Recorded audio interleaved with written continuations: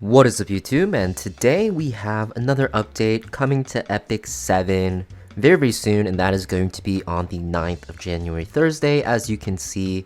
And this patch is a decent patch, I'd say, nothing too crazy, but there's actually some stuff that's coming out which is exciting. First off, we have the new World Arena season starting on Saturday, so that means you can actually finally start climbing now, and as you can see by the banner, we have ML Vivian or Sylvan Sage Vivian, and she will be the reward by ending Masters or higher. So very excited to see what they do for her skin. We don't really know what her skin looks like yet, but they will start teasing it little by little.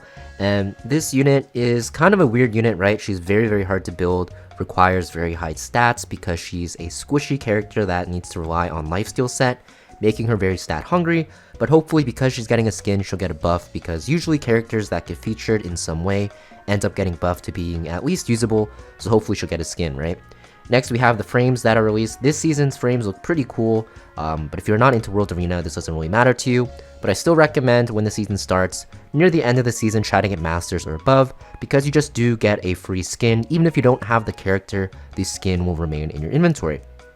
Next, we have the new 4-star hero, New Kid Adin. So Adin is finally getting a dark form, but instead of being a character that you have to do through story to evolve and change your element like the other ones, she will be a pullable 4-star character.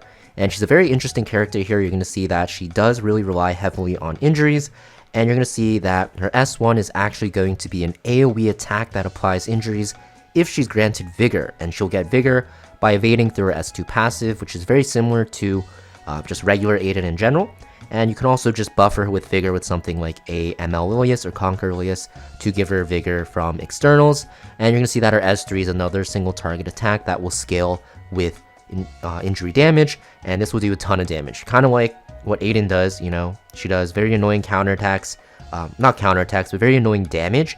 And instead of counterattacking like Savior Adin does, she has like an injury effect on her S1, and then she has this very hard-hitting S3 single target ability. And then, of course, we have Biblis running with her side story right now, so week 2 will finally open, where you can play through it and get some rewards with this garden stuff.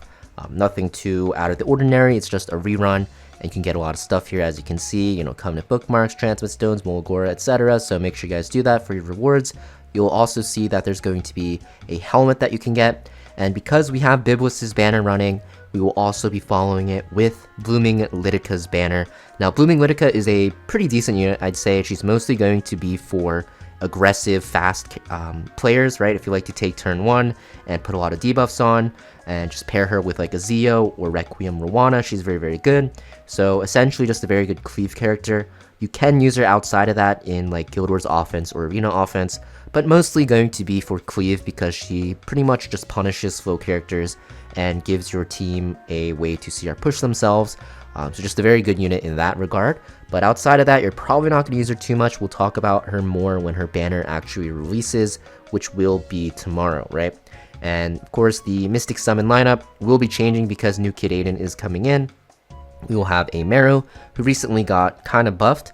We have Operator Sigurd, who's still a garbage unit. Spectre Tenebria, who most people probably have from Moonlight connections, and she's not really that great right now.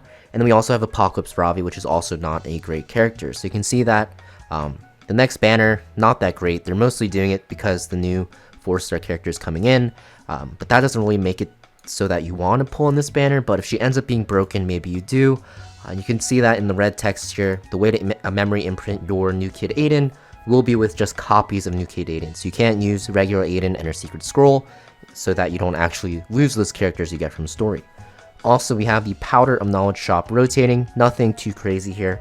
Only things to note of are like Double-Edged Decrescent, which is going to be very good, most likely on a New Kid Adin here. And also Rod of Amaryllis, which is a very good Soul Weaver artifact for PvE content. If you guys don't have this and you're new to the game, one of the best artifacts you can have. It'll make your team heal, or your Soul Weaver heal your team a lot more.